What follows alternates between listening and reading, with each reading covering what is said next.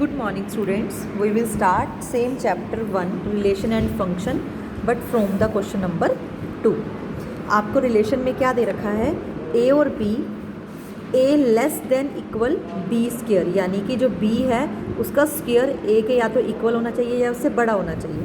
Reflexive, अगर मैं यहाँ पर 2 लूँ, 2 is less than equal to 2 square, क्योंकि रिफ्लेक्सिव में सेम रिलेशन होता है ना a और a का, तो 2। बट यहाँ जो रिलेशन है वो रियल नंबर पे है, तो अगर मैं यहाँ पर फ्रैक्शन की बात करूँ, मैंने a को 1/2 लिया तो 1/2 is less than 1/4, that is false because 1/4 is not greater than 1/2।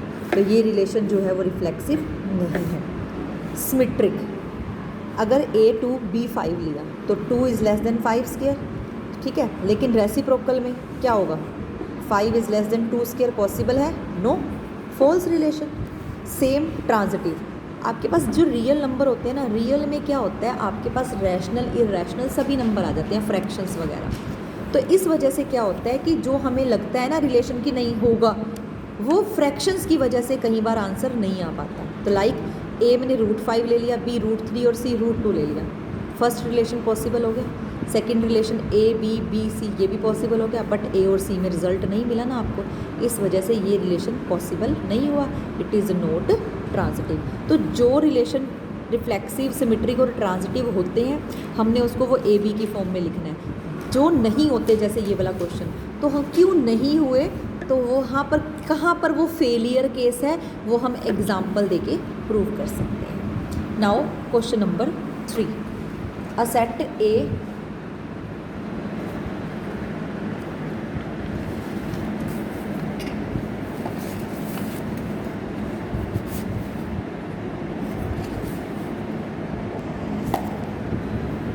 Set A 1 2 3 4 5 6, relation क्या है A और B में कि जो B है वो A+1 हो जाए। तो सबसे पहले राइट द रिलेशन A1, तो B की वैल्यू 2 आ गई, यानी कि रिलेशन में क्या मिल गया, 1 2 2 3 3 4 4 5 5 6।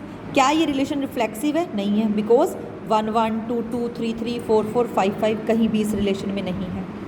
सिमेट्रिक है, ये 1 2 है तो 1 2 का रेसिप्रोकल 2 1 भी होना चाहिए, वो भी नहीं है, इस वजह से सिमेट्रिक भी नहीं है। चेक करें ट्रांजिटिव, 1 2 2 3 क्या मिलना चाहिए, 1 3 नहीं मिल रहा, तो एक पे फेल, तो इट मीन सभी पे फेल, तो इसका मतलब it is not transitive. Now question number 4, R is a relation A and B such that B is greater than और इक्वल टू ए। क्या ये रिफ्लेक्सिव है?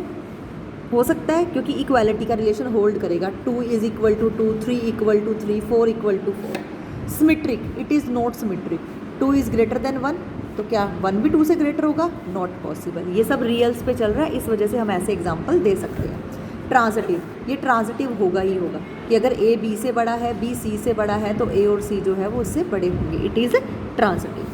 क्वेश्चन नंबर 5, a और b, a is less then b cube. अब b cube है ना यहाँ पे, सेम ये भी जो आपका रिलेशन है वो सेट ऑफ रियल्स पे है, तो कहीं ना कहीं फ्रैक्शन की वजह से जो है वो ये रिजल्ट को फॉल्स प्रूफ कर देगा। अगर मैंने a को 1/2 लिया तो क्या 1/8 1/2 से बड़ा होगा? Not possible, not reflexive. Similarly आप सिमेट्रिक का भी एग्जाम्पल दे सकते हैं और ट्रांजिटिव का भी एग्जाम्पल दे सकते हैं, ठीक है। क्वेश्चन नंबर 6 में आपके पास सेट है 1 2 3, रिलेशन सिर्फ यही दे रखा है 1 2 2 1।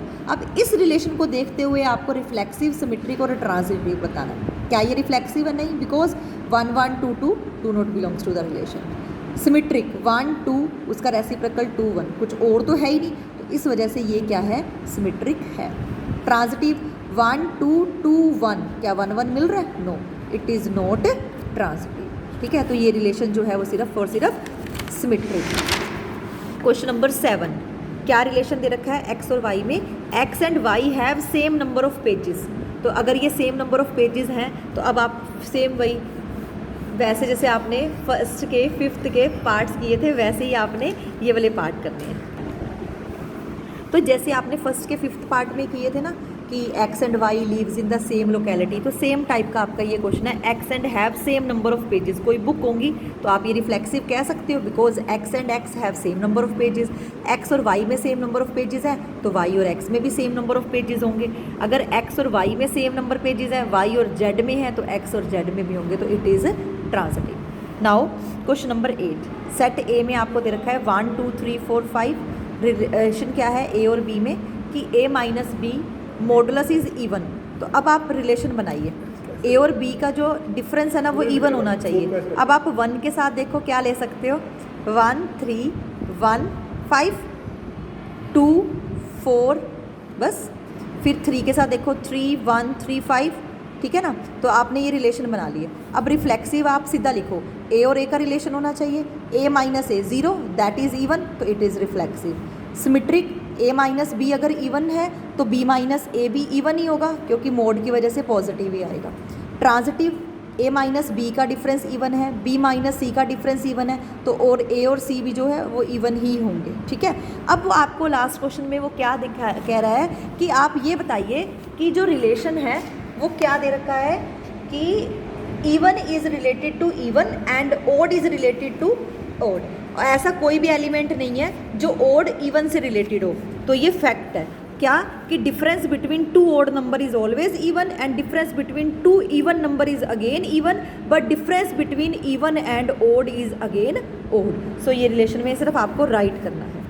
Thank you students.